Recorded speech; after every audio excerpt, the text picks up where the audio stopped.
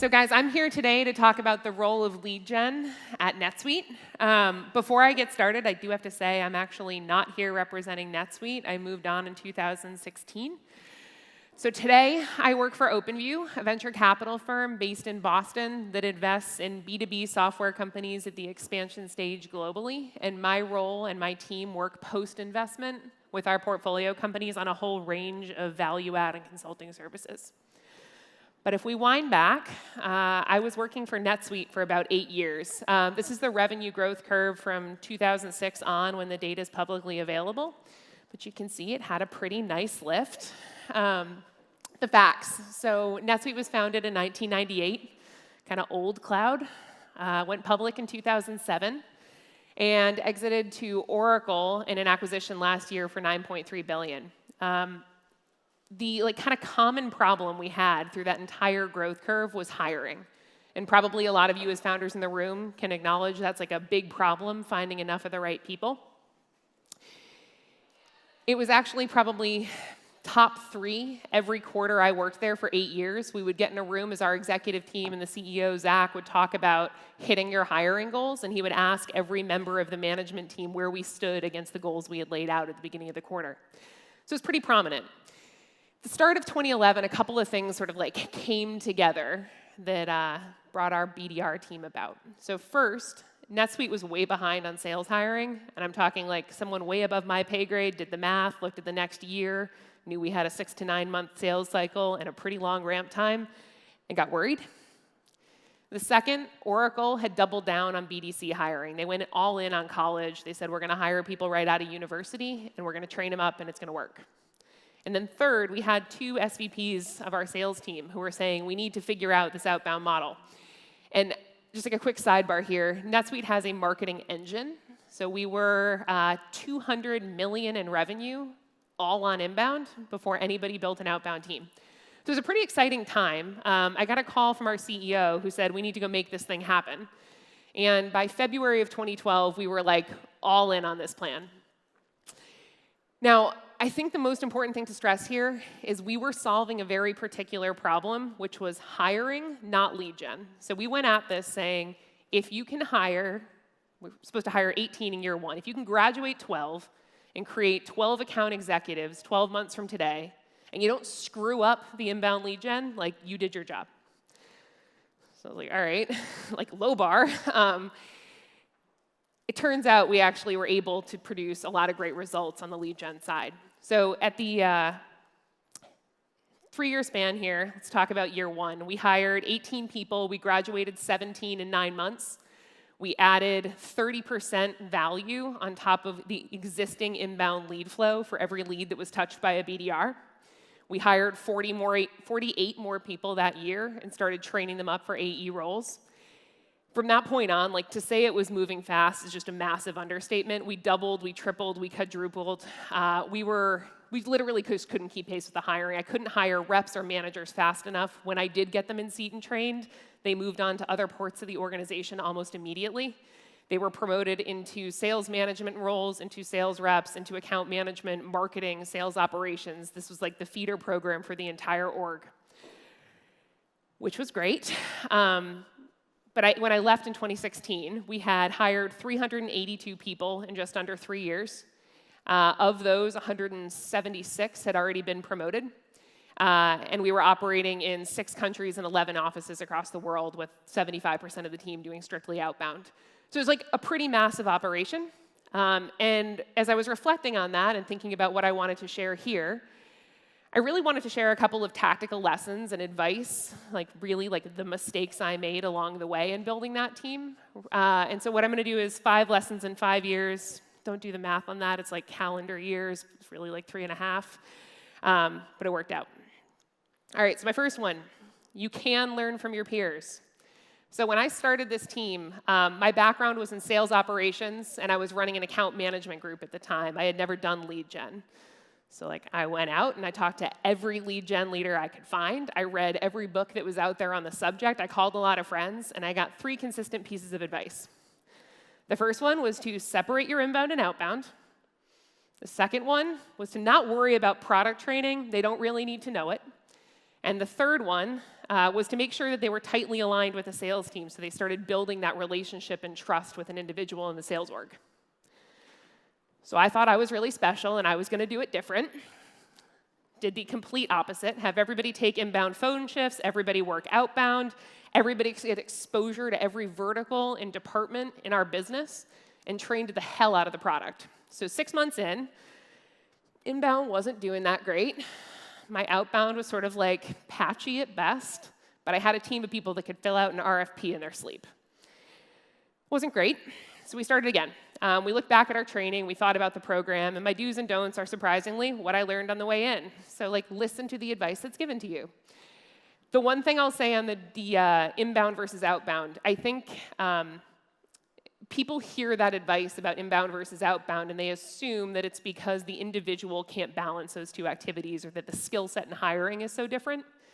I actually think it's something different. I think you're spending so much money to acquire an inbound lead that you should be giving it as much attention as you can and helping it funnel through your actual funnel faster. So it's less about the skill set of the individual and more about the value and focus you place on those leads. On the product front, I would say I was 1 for 3. I actually do believe that training that first level connection on your product is really important. Not the nitty-gritty how-to, but the why behind the what, helping them really understand what are the use cases, what are the customer stories, and how does somebody get ROI out of your product. And then finally, the rotational piece. Look, there's an argument to be made for exposure, but ultimately it was the relationships that those people built where a sales rep went out of their way to help a BDR learn how to do their job better that allowed us to really accelerate the training process.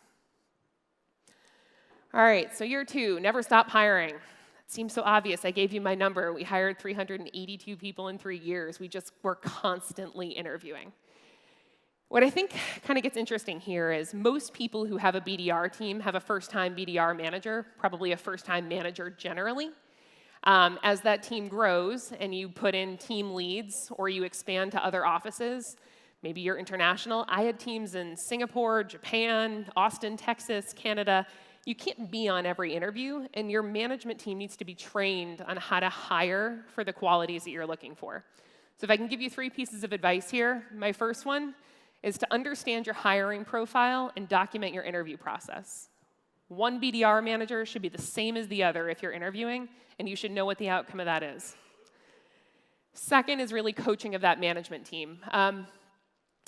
We made some bad hires, and really, I cannot fault the person that hired them. They had not been taught how to interview. Often you're distracted. You're probably on a phone call, looking at your email. You do 3 other things during the interview. You get to the end, and you're like, oh, I think I liked that guy. So we actually bought a tool called HireView. I think there's a lot of ways you could do this, but we recorded every single interview we did, and I carved out 2 hours of every week to go back and watch them. So it's like watching game film. I provided feedback to every manager on the team on a weekly basis on one interview. We did that with our senior directors, our managers, our frontline managers, across the board, and then the reverse worked as well. So those people could go watch my interviews if they wanted to see what I found in a candidate.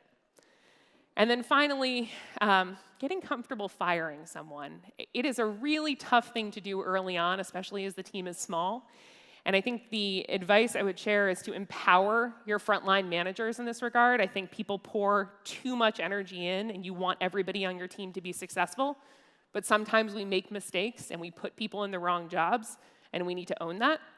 And allowing people to politely and with support move on from the organization, I think, is doing the right thing for your business, and your team will thank you for it. Retention. So everybody is thinking about this. If you build a BDR team, you're thinking you're going to lose these guys in 9, 12, maybe 18 months. You're trying to figure out if you have a career path for them. And I think so many people have gone really deep on this idea of micro promotions. We're going to give everybody a little bump every 3, 4, 6 months. I think there's more you can do. We did a few things at NetSuite. We knew that we weren't going to be able to give pay raises until they got promoted, which was going to be 12 or 18 months down the road. So we tried to invest in the individuals. There's a few things we did. One, we had a really strong training program. It wasn't just onboarding. It was ongoing enablement throughout their entire time in the BDR program, and we certified everything. So if you're going to tell somebody to go watch a demo of a sales rep, for example, How do you know that they actually learned something instead of coming out of that just having done an hour of email in a conference room? We asked them to fill out feedback forms to show us what they actually learned, to give us some key takeaways, to give feedback to the reps. Second, I used a train the trainer approach. You can't know everything. You're not going to know everything about your product. You're not going to know everything about sales. You're not going to know everything about your competitive space. So creating an army of subject matter experts where you assign one person the goal of go be the best at that, give them the resources they need to do it, and then let them train everyone else. Third, separating coaching and development. I think everybody who's run a BDR team or an inside sales group has probably heard some benchmark of how many hours per week you're supposed to spend coaching. Pulling up next to somebody, again, sitting next to them, doing email for 2 hours, listening to them dial the phone, maybe leave a couple of voicemails, maybe connect once or twice, isn't really coaching. So we tried to carve out a specific time every week for these two activities, and we would make that public. So you actually held yourself accountable by publishing your coaching schedule up and down. And if you said to a BDR that you were going to be coaching them for an hour on Tuesday, and that hour rolls around and you're nowhere to be found, everybody knows. That accountability was huge for us. And then separately, we worked on development. And I think of coaching as building the skills for your job today, and development as thinking about what you want to be doing 1, 2, or 3 jobs down the road. And having those conversations, understanding what somebody's aspirations and goals are in their career so you can coach and develop those skills, I think is really different. Finally, enabling through and past promotion. It takes a lot of resources to do this, but the failure rate of a BDR moving into an account executive job is really high. You're going to turn over more people in that first year than you will in that BDR period. So making sure that you have programs in place to enable these individuals. We did a few things. One, we set up peer mentoring. We paired them with an existing AE who had been in seat. We actually hired enablement managers who followed those individuals into their next role, shadowed demos, and provided another layer of support in addition to the manager. And then finally, we actually were coaching the sales directors one-on-one. So if you're a sales director that runs a team of people who have 5 to 8 years of experience, and suddenly you inherit these 2 BDRs, it's a really different management style. And so we actually had to teach the managers how to manage this group. All right, I'm winding down here. Aligning at all levels. This is really hard to do. I had been at the company for a really long time. So had the 2 SVPs of sales and the VP level. We all knew each other. We had a mutual trust and respect. We thought we were all kind of working towards the same goal. We were. But if we went one level below that, there was a lot of friction. And we had this issue where at the senior director, manager, even BDR level, there was not tight alignment between the teams. And we found we had to make some changes. So the first thing we did is we went and looked at the incentive comp plans.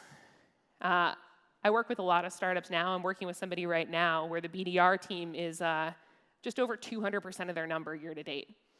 Awesome, the team's doing great. And the sales team is not. The sales team is well under where they should be for the year. So there is real friction between those 2 teams. So making sure that you have a shared goal between those individuals at the front lines is really key. Second, we structured the communication. And what I mean by that is we set a shared set of metrics that was published on a weekly basis. It's really hard to hide when those metrics are consistent and you can't tell a story with them. And we had weekly meetings at the frontline level, monthly meetings for each vertical and sales level, and we did QBRs jointly every quarter. We had a goal of mutual trust where these individuals were setting the plan for the next week, month, quarter together, so you knew what to expect out of the team. And then finally, plan for big. This is a really important one to me. I had to redo a lot of things along the way. I thought I made a great plan, and what scaled for 20 people did not work when I had 78, and it really didn't work when I hit 150.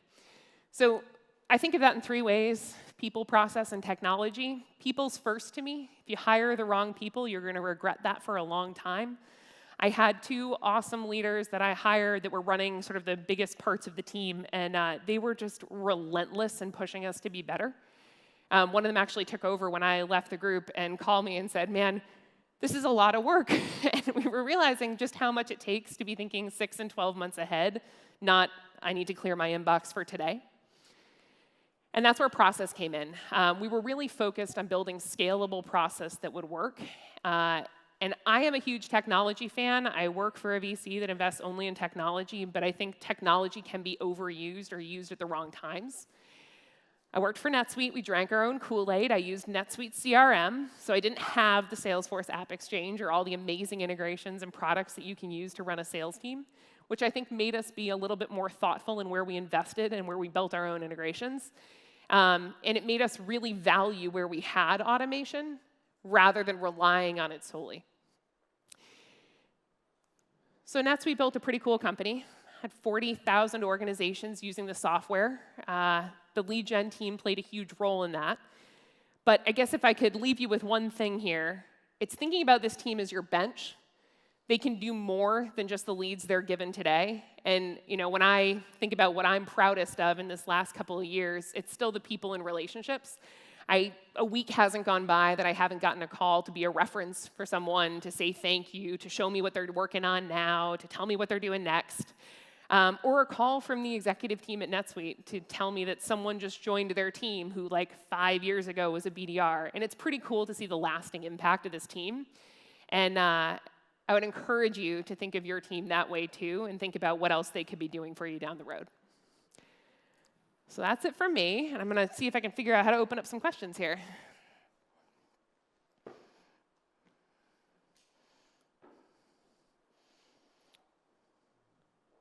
All right, take that first one. So the hiring's so fast, keeping up on quality. Hopefully I addressed that a bit with the HireView piece, but we weren't for a while, to be clear. Like, that went a little sideways, and we had to bring it back. And how we did that was really through technology and coaching, and it was really at the manager level where we got hyper-focused on providing our managers feedback on their hiring practices. Leaving NetSuite, oh, that was a really hard decision. So I had been there for 8 years. I loved my job. I loved the team. It was phenomenal. I can't complain about anything in that role. But what I found is I wanted to go back to something earlier. I had been working for a very small startup that got acquired by NetSuite. I thought it was a really big company at the time. It was like 500 people. I was with them till about 5,000 and decided I wanted to kind of go back to an earlier stage company. And when I met OpenView and had the opportunity to work across a number of companies and see a whole lot of software companies rather than just one, it felt like a natural fit.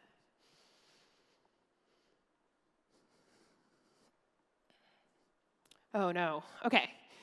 So did you know you need to scale to 150 back when you were working with a team of 20?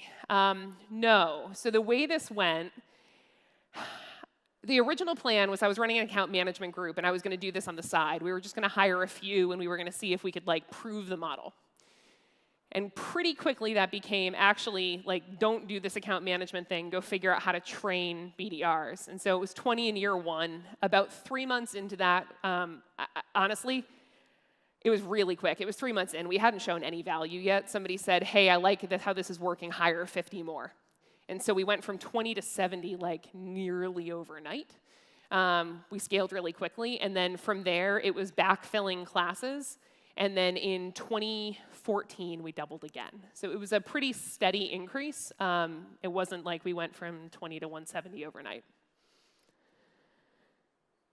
All right. How do you make sales managers care about BDRs? OK, we had a really interesting symbiotic relationship. So I talked about the fact that at NetSuite, we were solving the problem of hiring. So I think there was a really natural fit at NetSuite because I had sales managers that were not going to hit their number unless they hired from my pool of people. They were told, you have X dollars to spend on a rep. They were allowed to look outside and in the BDR pool. But what ended up happening is you couldn't find somebody with 10 years of experience. So you were comparing a BDR with maybe 1 or 2 to an outside hire with maybe 3 to 5. And what ended up happening is the BDRs were outperforming those external hires in everything we could measure. Time to first deal, average deal size, time to quota, average quota attainment in the first year. So that was a very natural, compelling reason for them to invest. But actually in the role, we made them part of their team. So we had the BDRs assigned to an actual sales team and a sales manager where they were attending team meetings. It became sort of this symbiotic relationship where they knew they needed that individual in order to be successful. And the more time they invested in them, the more they were going to get out. So guys, my time's up. I'm going into negative. So thank you very much.